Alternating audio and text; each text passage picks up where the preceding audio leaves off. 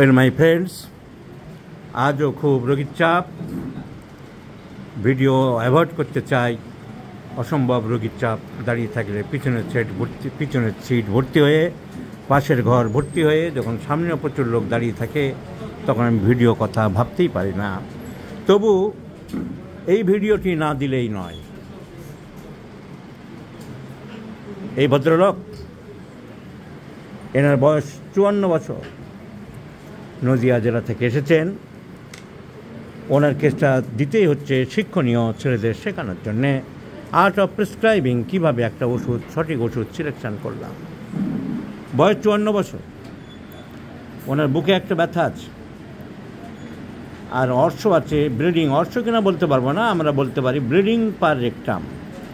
মলদার দিয়ে রক্ত যাচ্ছে, সামটাইম ফ্রেশ ব্লাড, টাটকা রক্ত।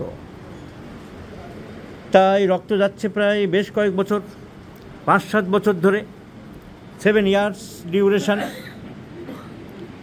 এই জন্য উনি অনেক জায়গায় দেখিয়েছেন। সে কাগজপত্র কোথায়?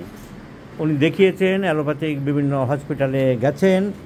মণিপাল, ভারতবর্ষের সবথেকে বড় নামকরা একটা হসপিটাল, ব্যাঙ্গালোরে উনি গেছেন। তারা পরীক্ষা নিরীক্ষা করেছে, কিন্তু উপরের দিকে পাইপ ঢোকানো হয়ে গেছে। আপার জিআই এন্ডোস্কোপি, এই রিপোর্টে তেমন কিছু নেই। ওই এইচ পাইলোরা ইনফেকশান, এসব নাটকীয় কথা কিছু থাকে, বড় ধরনের কোনো অসুবিধা হয় না। কিন্তু ওনার তো মেন দরকার কলোনোস্কোপি। পিছন দিক দিয়ে পাইপ ঢুকিয়ে রেকটাম, কোলন, পেলভিক কোলন এসব দেখার দরকার। ভিতরে যদি কোনো পলিপ হয়, তার জন্য যদি ব্লিডিং হয়, কোনো গ্রোথ থাকে, সেটা ওরা করতে চেয়েছিলেন। কিন্তু ভদ্রলোক ভয় পেয়ে সেটা করলেন না। করতে দিয়ে রাজি ছিলেন, কিন্তু ওরা বললেন রিপোর্ট কবে, কিন্তু আপনি যদি ক্যান্সার কোনো গ্রোথ থাকে, বায়োপসি টায়োপসি করতে হবে, তাহলে রিপোর্ট আপনি অনেক পরে পাবেন, 15 দিন পরে। আর যদি কোনো দোষ না থাকে তাহলে তাড়াতাড়ি দিয়ে দেবো। এই শুনে উনি নার্ভাস হয়ে গেলেন। বাবা, কি দেখবো, কি হবে, তার থেকে না করাই ভালো। মরলে মরবো, বাঁচলে বাঁচবো, এরকম একটা মানসিক ভাবনা নিয়ে উনি পরীক্ষা করালেনই না। ফলে আমরা জানতে পারিনি ওনার রেকটাল পলিপ আছে কিনা, বা ভিতরে কোনো গ্রোথ কিছু আছে কি না। এই অবস্থায় চলছে 7 বছর ধরে। এটা কোন সালের দেখি, কবে গিয়েছিলেন ওখানে? 2022 সালে গিয়েছিলেন উনি ওখানে, 2022 সালে। তাহলে 23, 24, 25, 3 বছর এইভাবে চলছে। এই 3 বছর কি অ্যালোপ্যাথিক চিকিৎসা করছেন না হোমিওপ্যাথি? অ্যালোপ্যাথি। হোমিওপ্যাথি কোনো ডাক্তার আপনি দেখাননি? হোমিওপ্যাথি কোনো ডাক্তার সেইভাবে দেখাননি, অ্যালোপ্যাথির চিকিৎসা চলছে। এখন হোমিওপ্যাথি, আমার নাম শুনে এসেছেন, এত নামটাম শুনছি ওনার, যাই দেখি কী ওষুধ দেবো। আমি তো সুস্থ করে দেবই। আমার কাছে এসে পড়লে আমি আমার একটা নীতি আছে যে অন্য অনেক চিকিৎসকদের মতন ফিজ নিলাম, পকেটে ঢোকালাম, ওষুধ দিলাম, যা হোক করে, কাজ হলো না হলো, ছাতার মাথা আসলো না আসলো, বয়ে গেল, এই মানসিকতা আমার থাকে না। আমার একটা মানসিকতা থাকে যে লোকটি আমার কাছে এসেছে, সে আমাকে একটি বটগাছ ভেবেই এসেছে, আমার কাছে আশ্রয় নিতে এসেছে, তার প্রতি আমার একটা দায়িত্ব, কর্তব্য থাকবে, এটা আমি মনে করি। তাই যে রোগীর মনে করি আমাকে সময় দিতে হবে, ঠিক ওষুধ সিলেকশন করতে হবে, আমি সেই সময়ে কোনো কার্পণ্য বোধ করি না।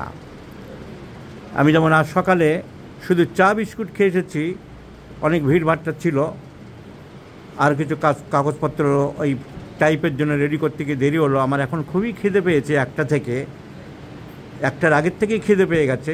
কিন্তু এই ভদ্রলোকের যখন ধরেছি, ওনার ওষুধ সিলেকশন না করে আমি যেতে পারছি না। ক্ষুধার্ত অবস্থায় ওনাকে দেখছি।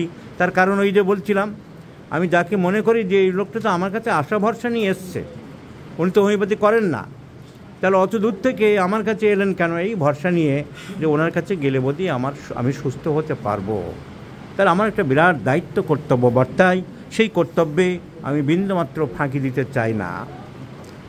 কিন্তু ওনার ওষুধ সিলেকশন কীভাবে করলাম, রোগ কীভাবে ডায়াগনোসিস করলাম, কিন্তু অর্শ কারণ, কিংবা পলিপ হতে পারে, খুব বেশি হলে পলিপ হতে পারে, কিন্তু পলিপ কখনো ক্যান্সার হয় না, চট করে সহজে হওয়ার কথা নয়। তাই ওনার ভয়ের কোনো কারণ নেই। যদি ওনার কোনো গ্রোথ ভিতরের দিকে থাকতো, অনেক ভিতরে অ্যাসেন্ডিং কোলন বা ডিসেন্ডিং কোলনে, তাহলে ব্লাডটা ফ্রেশ হতো না, ওনার ব্লাডটা কালচে মেলিনা টাইপের হয়ে যেত, ফ্রেশ ব্লাড খুব কম আসতো। আর 7 বছর ধরে ওনার অবনতি হতো চেহারার। প্র্যাকটিস অফ মেডিসিন, সার্জারি এসব পড়ার ফলে এবং নলেজ, আমি বলেছিলাম, অনেকে বলে যে কেন্ট তো বলেছে, হ্যানিম্যান তো বলেছে, আবার ডাক্তার রবিন বর্মন মেথড, নতুন কি কথা, মানে বিদ্রুপ করে, নাটক করে, হিংসা করে। আরে নতুন কথা এটাই, তারা কেউ বলেনি যে হে চিকিৎসক, তোমার নিজের বিদ্যা বুদ্ধি অ্যাকুমেন সেগুলো তুমি প্রতিফলিত করো। যেটা আমি ছেলেদের বারবার শেখাই, গতানুগতিক কেস টেকিং থেকে তোমার নিজস্ব চিন্তাধারা, বুদ্ধি, কমন সেন্স, সাধারণ জ্ঞান অ্যাপ্লাই করো। তো সার্জারি নলেজ থেকে আমি সাধারণ জ্ঞান অ্যাপ্লাই করলাম। এই ভদ্রলোকের খারাপ কিছু হয়নি, চিন্তা করার কোনো কারণই নেই। তার কারণ 7 বছর ওনার চেহারা খারাপ হতো, ক্যান্সারাস গ্রোথ থাকতো, এইরকম নায়কের মতন থাকতেন না। আর ব্লাড মাঝে মাঝে মেলিনা হতো, কালো পায়খানা জমে জমে বেরোতো, কারণ সেখান থেকে অন্তঃক্ষরণ হতো, রক্তক্ষরণ হতো এবং সেটা জমে থাকতো, জমে থাকলে কালো পায়খানা হতো, সুতরাং মেলিনা দেখা যেত। কিন্তু ফ্রেশ ব্লাড একমাত্র পলিপে হতে পারে কিংবা অর্শে হতে পারে। সো আমরা দেখলাম এক্সটার্নাল পাইলস পেলাম না, তাহলে ইন্টারনাল পাইলস কিছু থাকলেও থাকতে পারে। কিন্তু হোমিওপ্যাথিতে এই রোগী সুস্থ করে দেবো, হবেই হবে। ফাংশনাল ডিসঅর্ডার, ওষুধ কি সিলেকশন করলাম, তাহলে আমরা ওনার মেন সমস্যা হলো রেকটাল হেমারেজ। এখন ওষুধ কি দেবো? আমার ওষুধ সিলেকশন হলো nitric acid in 50 millesimal scale of potency. উনি সোনার দোকানদার, সোনার ব্যবসা আছে, নিজে কাজ করে না, লোকজন দিয়ে দেখাশোনা করে। এখন এই নাইট্রিক অ্যাসিড শুনে ভাবলো সর্বনাশ, আমরা তো নাইট্রিক অ্যাসিড ব্যবহার করি, আমাকে আবার নাইট্রিক অ্যাসিড খাইয়ে মারবে নাকি ডাক্তার? তো না, সে চিন্তা করার আপনার কোনো কারণ নেই। এটা খুব সূক্ষ্মভাবে ওষুধ তৈরি করায়, বিভিন্ন রকম বিষ, অ্যাসিড, সোনা, রূপো সব কিছু থেকেই ওষুধ তৈরি হয়। তো কেন সিলেকশন করলাম? আচ্ছা, ওনার মধ্যে দেখলাম একটা নার্ভাসনেস বা খুব অ্যাংজাইটি আছে, উৎকণ্ঠা, রোগ সম্বন্ধে একটা খুব ভয় অনেকবারই। এগুলো ডাক্তারকে বুঝে নিতে হবে। এটাই তো ডক্টর বর্মন বলতে চেয়েছে, নিজস্ব বিদ্যা বুদ্ধি অ্যাপ্লাই করতে হবে। তোমাকে কি তুমি কি এগুলো রোগী বলবে নিজের থেকে? উনি কি বলেছে আমার খুব টেনশান, অ্যাংজাইটি, আমি বুঝে নিয়েছি? বলুন ঠিক বলছি কিনা? আপনার মধ্যে একটা অসম্ভব টেনশান, অ্যাংজাইটি, দুশ্চিন্তা কাজ করছে। আমার রোগটা এতদিন ধরে চলছে, হয় দুশ্চিন্তা সবারই হবে, তবে কম আর বেশি তার মাত্রা একরকম হবে না। পুকুরের ঢেউ আর সমুদ্রের ঢেউ এক হতে পারে না যেমন, তেমনি মানুষের এই চিন্তাধারা বহিঃপ্রকাশ এক নয়। ওনার মধ্যে খুবই দুশ্চিন্তা, এবং ওই যে ভয়ে, ওই যে ডাক্তাররা ভয় ধরিয়ে দিল, সেখান থেকে উনি খুব দুশ্চিন্তার মধ্যে আছে। নাইট্রিক অ্যাসিডে এই অ্যাংজাইটি, রোগ সম্বন্ধে দুশ্চিন্তা অত্যন্ত বেশি। Nitric acid, Causticum, calcarea carb, arsenic এইসব ওষুধগুলোতে আমরা পাই। নাম্বার 2, ওনার কিছু সিমটম ফসফরাসের দিকে যাচ্ছিল, যেমন অন্ধকারে খুব ভয় পায়, একা থাকতে খুব ভয় পায়। এই দুটো সিমটম ফসফরাসের ছিল, আমরা দেখেছি। কিন্তু ফসফরাসের তো অন্য সিমটম নেই, জ্বালা পোড়া কোথাও নেই, মলদারেও জ্বালা নেই, হাতে পায়ে জ্বালা নেই, ঠান্ডা পানীয় খুব একটা খেতে চান না। তো ফসফরাসের আর কোনো সিমটম না পাওয়াতে আমরা ফসফরাস খুব একটা কিছু আর গুরুত্ব দিতে পারলাম না। নাইট্রিক অ্যাসিডে গুরুত্ব দিলাম কেন? ওনার ডিজাগ্রি টু মিল্ক, দুধ সহ্য হয় না বলেছেন, দুধ সহ্য হয় না। ছোটোবেলা থেকে মাংসের প্রতি একটা অভক্তি, মাংস উনি খুব একটা পছন্দ করেন না। আমরা রেপার্টরি খুলে দেখতে পাই aversion to meat, there is nitric acid. আর haemorrhagic diathesis, both phosphorus and nitric acid দুটোই হেমারেজিক ডায়াথিসিস, রক্তস্রাব হওয়ার একটা প্রবণতা থাকে। সে পলিপ হোক আর গ্রোথ হোক আর পাইলস হোক, রক্তস্রাব হওয়ার প্রবণতা আমরা কিছু ওষুধে জানি। Haemorrhagic diathesis, ipecac, belladonna, ferrum phos, millefolium, hamamelis, sabina, ustilago, trillium, phosphorus, nitric acid, creosote, haemorrhagic diathesis. রক্তস্রাব যে কোনো কাটা ছেঁড়া থেকে বা শরীরের যে কোনো জায়গা থেকে রক্তস্রাব হওয়ার একটা প্রবণতা, তা নাইট্রিক অ্যাসিড আছে, ফসফরাসও আছে। তো nitric acid cover the haemorrhagic diathesis. Anxiety, great anxiety about disease. ওনার একটা আঁচিল দেখলাম পরীক্ষা করতে গিয়ে, আমি ওনাকে একটা আঁচিল দেখতে পেয়েছি ফসফরাসে। আঁচিলটা দিয়ে আমরা ওষুধ সিলেকশন করব না, কিন্তু আমাদের হেল্প করে নাইট্রিক অ্যাসিড, কস্টিকাম, থুজা, এসব ওষুধে আঁচিল থাকে। আঁচিল হওয়ার একটা প্রবৃত্তি থাকে, আঁচিল হওয়ার একটা টেন্ডেন্সি থাকে। তাহলে আমি রেকটামের কাছে ওনাকে আঁচিল দেখতে পেয়েছি। শরীরে আর কোথাও আঁচিল আছে কিনা জানতে পারলাম নেই, কিন্তু একটা তো পেয়েছি। সো হিস্ট্রি অফ ওয়ার্স, ওইখান থেকে কখনো খোঁচা টোচা লেগে রক্ত বেরিয়েছিল আপনার? রক্ত বেরোয়নি। নাইট্রিক অ্যাসিড আঁচিল থেকে চট করে রক্ত বেরোয়, তাই জিজ্ঞাসা করলাম, বেরোয়নি, কিন্তু আঁচিল পেলাম। So history of wars, aversion to meat, anxiety and great anxiety about the diseases, এইসব সিমটম নাইট্রিক অ্যাসিডের পাওয়ার পরে আমি জিজ্ঞাসা করলাম নাইট্রিক অ্যাসিডের অন্য সিমটম, যে কোথাও রাগ হলে, গণ্ডগোল হলে, কারোর সাথে চট করে 4 দিন 5 দিন পরে আবার 1 কাপ চা দিলে মিলেমিশে আম আটি এক হয়ে যায়, আপনার কি সেরকম হয় না? বহুদিন ধরে মনের মধ্যে থাকে, এই জেদ থাকে, এই প্রতিজ্ঞা থাকে, এই দৃঢ়চিত্ত থাকে, এই সংকল্প থাকে যে না, ওর ছায়া মারাবো না, আর কথা বলবো না, আনমুভড বাই অ্যাপোলজি, কোনো কিছুতেই আমি ক্ষমা করব না। এই কিন্তু প্রতিহিংসা নয়, মারবো, ধরবো, কাটবো, ছিঁড়বো নয়, কিন্তু এই জিনিসটা নাইট্রিক অ্যাসিডের মধ্যে থাকে। উনি নিজেই স্বীকার করলেন, হ্যাঁ তা আছে।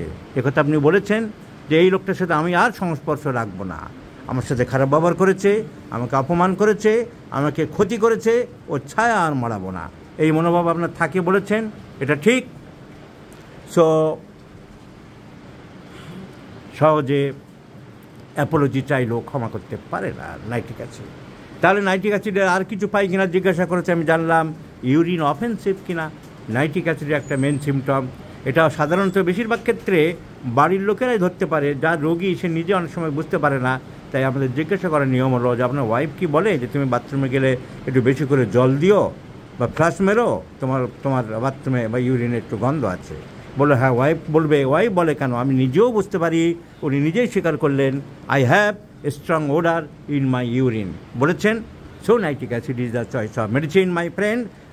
I do like to prescribe nitric acid in 50 millisimal scale of potencies, considering the hemorrhagic diathesis, the great mental agony and anxiety. What